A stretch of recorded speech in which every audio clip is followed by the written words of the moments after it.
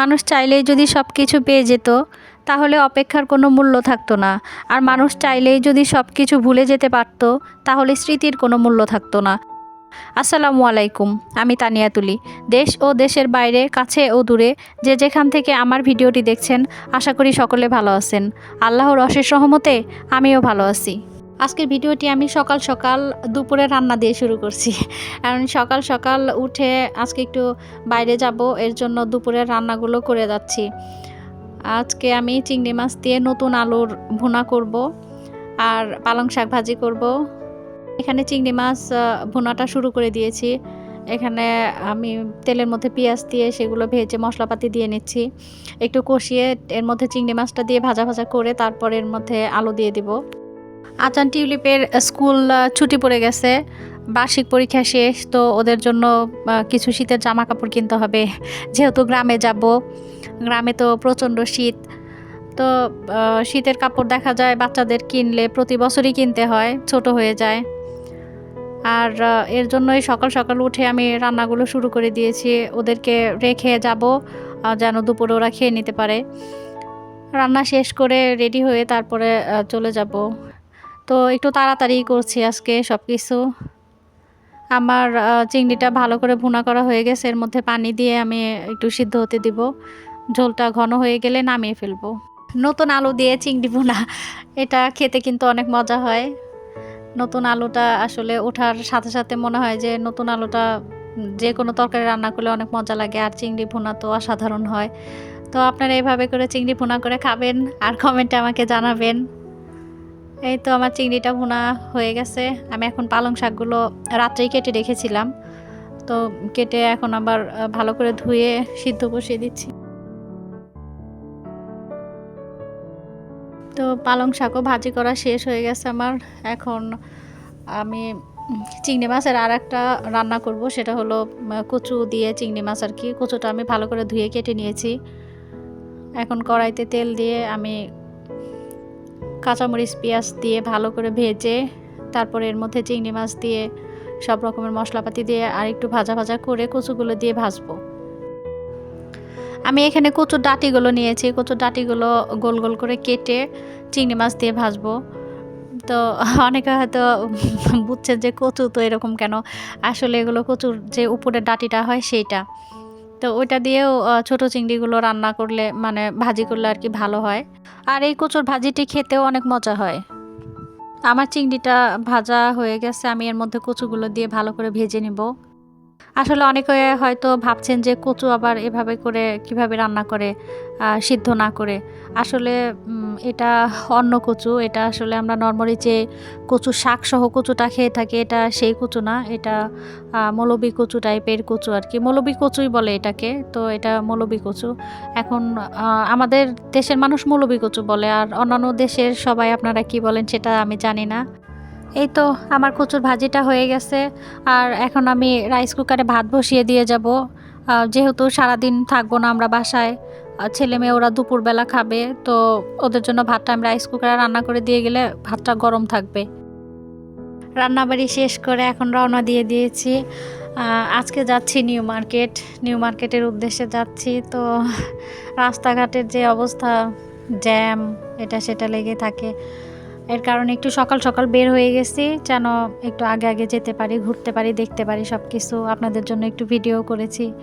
তো এখানে ফার্স্টে আমরা একটা জুতা দেখছিলাম আর কি। এটা জুতার কোনো দোকান না, এটা বাহিরের যে জুতাগুলো থাকে সেইগুলো।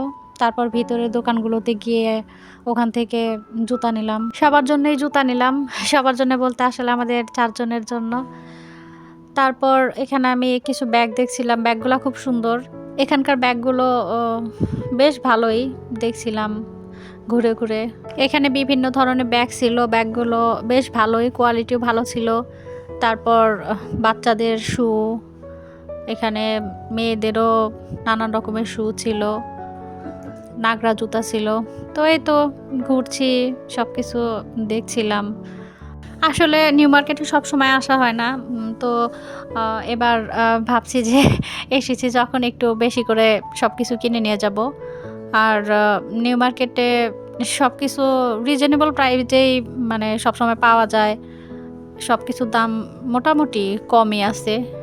তো আমি ছেলেমেয়ের জন্য সবার জন্য আমরা শীতের যে জামা কাপড়গুলো সেগুলো কিনে ফেলছি। আর ঘুরে ঘুরে দেখছিলাম কি নেওয়া যায়। তো কসমেটিক্সও ছিল এখানে, ঘড়ি ছিল। এখান থেকে আজানের জন্য একটা ঘড়ি নিলাম। তারপর আমি আমার জন্য টিউলিপের জন্য হালকা পাতলা কিছু কসমেটিক্সও কিনে নিয়েছি। ঘুরে ঘুরে দেখছিলাম আসলে আমরা তো মেয়েরা যেই সব দোকানে যখন আসি দেখা যায় আমাদের মাথা ঠিক থাকে না, যেটা লাগবে সেটাও নিই, আবার যেটা লাগবে না সেটাও নিয়ে যাই। তো আমারও এই একই অবস্থা হয়েছে, আমিও তো তার ব্যতিক্রম না। তো এখানে হঠাৎ করে আজানের বাবা আমাকে একটা সারপ্রাইজ দিয়ে বসলো। ওই যে আসলে প্রথমেই তো বলেছি যে মানুষ চাইলেই যদি সব কিছু পেয়ে যেত তাহলে অপেক্ষার তো আর কোনো মূল্য থাকতো না। আসলে অনেকদিন হলো অপেক্ষা করছিলাম যে কিছু হাঁড়ি কিনবো। আমার যেই ফ্রাই প্যানগুলো আগের আছে সেগুলো নষ্ট হয়ে গেছে। আসলে দেখা যায় হেল্পিং হ্যান্ড দিয়ে কাজ করালে ওনাদেরকে একভাবে বলি তো ওনারা কাজ করে অন্যভাবে। মানে ওনাদেরকে সফট মাজনিগুলো দিলেও ওনারা তারের মাজনি যে আছে ওগুলো দিয়ে মেজে একদম দফা রফা করে দেয় হাঁড়ি পাতিলের। তো ওর বাবা বলতেছে যে তুমি যেহেতু ভিডিও করছো এখন তোমার ভিডিওর মধ্যে হাঁড়িগুলো অতটা সুন্দর আসে না, তো আমি তোমাকে আজকে 2টা হাঁড়ি কিনে দিব। আর কিছুদিন আগে আমার জন্মদিন গিয়েছে, তো সেটা উপলক্ষেও সে আমাকে এই চুড়ি 2টা আর হাতের এই ব্রেসলেটটা কিনে দিয়েছে। তো সেটাই আপনাদেরকে একটু দেখালাম, একটু শেয়ার করলাম। আসলে কিছু কিছু মানুষ আছে যে অনেক কিছু পাইলেও তারা সুখী হয় না, কিন্তু আমার ক্ষেত্রে অন্যরকম। আমি হালকা একটু সামান্য কিছু পেলে আমি অনেক খুশি হই। তো সেটাই আপনাদের সাথে একটু শেয়ার করলাম। আপনারা কমেন্টে জানাবেন কেমন হয়েছে। আর তার সাথে একটা ট্রাইপডও আমাকে গিফট করেছে। যেহেতু গ্রামে যাব, গ্রামে একটু ভিডিও করব। তো ওইটার জন্য আমার এরকম একটা ট্রাইপডের খুব দরকার ছিল। তো উনি ট্রাইপডটা আমাকে গিফট করেছে। এটার জন্য আজানের বাবাকে অনেক অনেক ধন্যবাদ। যে আমি এমনিও বলেছি যে অনেক অনেক ধন্যবাদ, তারপরেও আজকে ভিডিওর মাধ্যমে আরেকবার বলে দিলাম। আসলে উনি আমার ছোট ছোট অনেক ব্যাপারে অনেক খেয়াল রাখে। সবসময় হয়তো ওইভাবে করে আমার বলা হয় না। দেখা যায় যে যেই জিনিসটা আমার লাগবে ওই জিনিসটা মনে রেখে সেটা খুঁজে খুঁজে এনে দেয় আমাকে। তো এগুলো নিয়েই তো আসলে দুজনের মধ্যে বোঝাপড়া নিয়েই তো আসলে সংসার। তো যাই হোক, এটাও আপনাদের সাথে একটু শেয়ার করলাম। আর আমি সবসময় চাই যে আমার ছোট ছোট এইসব খুশির মুহূর্তগুলো আপনাদের সাথে একটু শেয়ার করি। তো ট্রাইপডটা আমার খুব মানে খুব বলতে ভীষণ পছন্দ হয়েছে, আর এটা আমার খুবই দরকার ছিল। আর এই তো এই হাঁড়ি 2টো কিনে দিয়েছে আমাকে। আসলে আজকে হাঁড়ি কেনার কথা ছিল না। ও হঠাৎ করে যে কিনে দিবে, তখন তো বললামই আসলে হঠাৎ করে আমাকে সারপ্রাইজ দিয়েছে আরকি। এই তো আমার হাঁড়ি 2টা আজকে আমি আপনাদেরকে দেখাবো, শেয়ার করব আপনাদের সাথে আরকি। এটা কিয়ামের যে ননস্টিকে হাঁড়ি আছে সেই হাঁড়ি। তো আমি একটু বড় সাইজেরটাই নিয়েছি। এটার মধ্যে যেন বিরিয়ানি রান্না করতে পারি, 2-2.5 কেজি মাংস রান্না করতে পারি। তো ওইভাবে করে নিয়েছি। হাঁড়িগুলো তো আমার অনেক পছন্দ হয়েছে। আর আপনারাও আমাকে জানাবেন কেমন হয়েছে আমার হাঁড়িগুলো।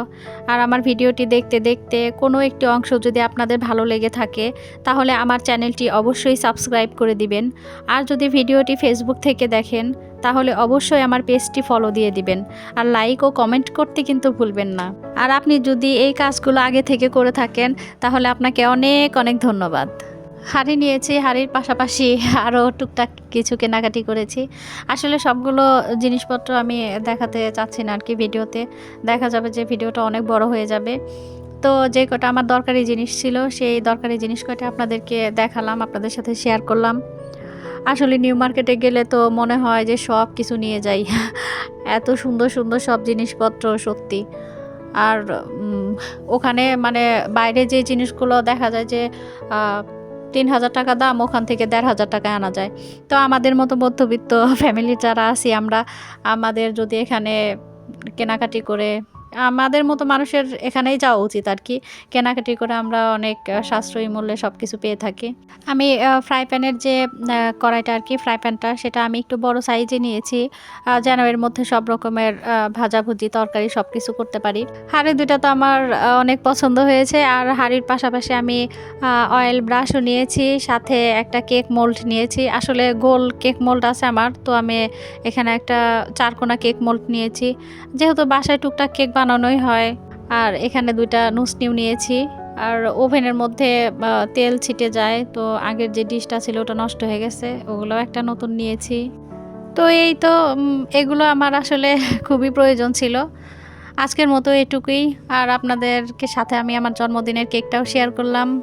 আল্লাহ হাফেজ। আসসালামু আলাইকুম।